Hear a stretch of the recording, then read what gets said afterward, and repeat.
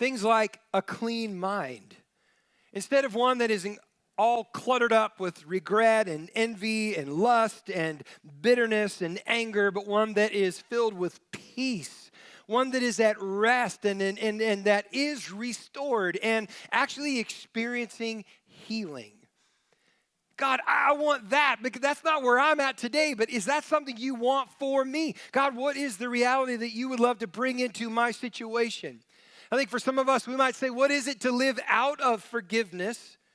How do I live out of forgiveness each and every day as I get up, instead of having to chase forgiveness every single day?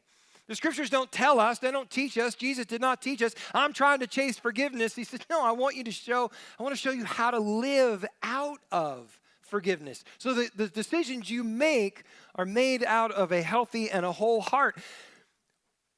When we sit and we talk with God, we realize that our hearts, these grisly things that are inside our chest, could be soft. He could take this jaded, cynical thing that's inside of me and say, no, I can make it soft.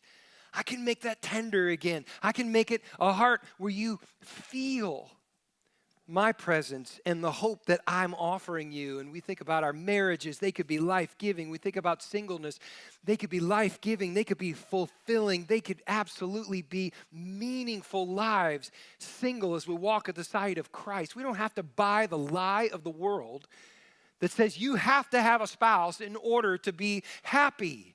No, Jesus doesn't teach that. In fact, he teaches the opposite of that. And it's out of that healthy that I then can be a friend and I can be a healthy spouse as well. And great things can come out of a healthy heart, whether you're married or whether you're single. And for some of us, we think, God, as I sit with you and I'm looking at this bleak situation, I wonder, can you get me to a place of trust?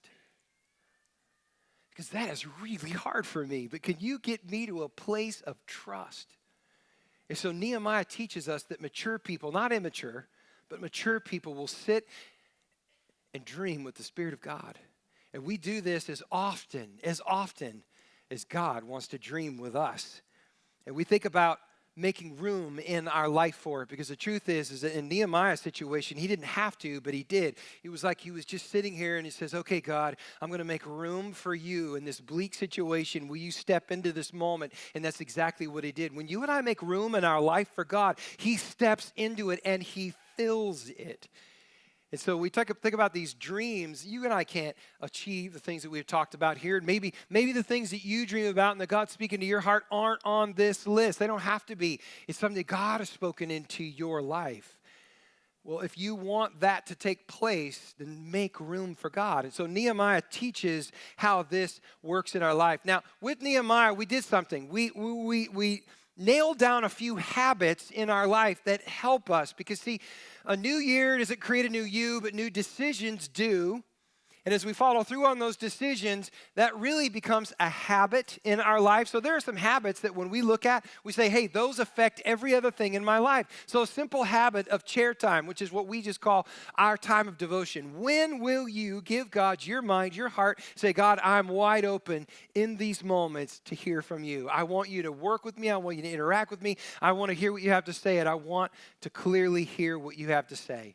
Another habit is our life groups, because we need to do life with other people. We're not meant to be on our own. But the habit of life groups here at our church, we have over 100 of them. Dive in, make yourself available to the amazing, rich relationships that are here. We think about the habit of serving other people. We think about the habit of finances. Hey, I want my finances to line up with the walk of Christ that I have. I want them to honor God.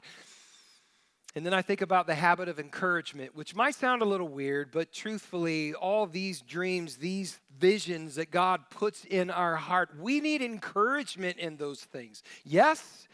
We need to say, God, I want that, but it's just me. And we need other people that are cheering us on.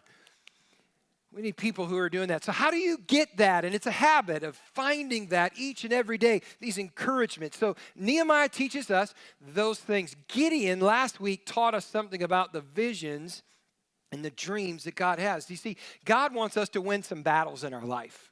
right? And we often think about the really, really big battles in our life, but the truth is the really, really big battles are only won after the small battles are won consistently in our life. And the cumulative effect of a small battle, one after a small battle, you try to say that 3 times. One after a small battle, another small battle, another small battle, small battle. This is ridiculous. Leads me to the big battles in my life, and I want to conquer. I want those things, but the battles in my life are honestly won by this word that the only people who love this word are parents. The word is obedience. Man, we love that, right? You get what I'm saying? We love obedience, yes, yes. But we don't love it in any other area of our life. Well, I mean, you do. I don't. It's just me. It's just me. You guys love obedience. You're all into it. But truthfully, if we're going to win these battles, the battles are actually won in the walks of obedience, the walk of obedience, the steps of obedience that God has put in our heart. You say, well, I don't know everything. You don't need to know everything. You need to know the 1, 2, or 3 steps that God has put in front of you today. And when you take those, then he will reveal the next 1, 2, 3 steps. And so we walk in obedience to those things. You say, well, why doesn't God show me anymore? Because you have been obedient in what he's already shown you. And we want all the benefits. We want all the benefits of being obedient. But the truth is, the benefits of obedience are delayed as long as my obedience is delayed. And so we learned this from Gideon, that if I want the feeling of freedom, then I need to discover, after a period of time of walking in freedom, then I will discover that, and I'll walk in obedience. So we say, oh, I want to be free. Great. The moment I am forgiven, I feel forgiveness, but I walk in freedom. 2 weeks into it, I'm feeling free because I have been walking free. But if I'm dealing with the same issue every single day, I'm just dealing it out of forgiveness. But what is it to walk in freedom, in obedience every day? Well, when I walk in that, then I actually feel, over a period of time, I feel freedom. The feeling of satisfaction and fulfillment is discovered out of obedience. I don't need to know everything. I just need to know a few things. And what we also learned from Gideon is that I don't need 100 people. I don't need 20. I don't need 50. I don't need 30. I don't need 10. I need 1 or 2 people in my life who will help me walk in those steps of obedience.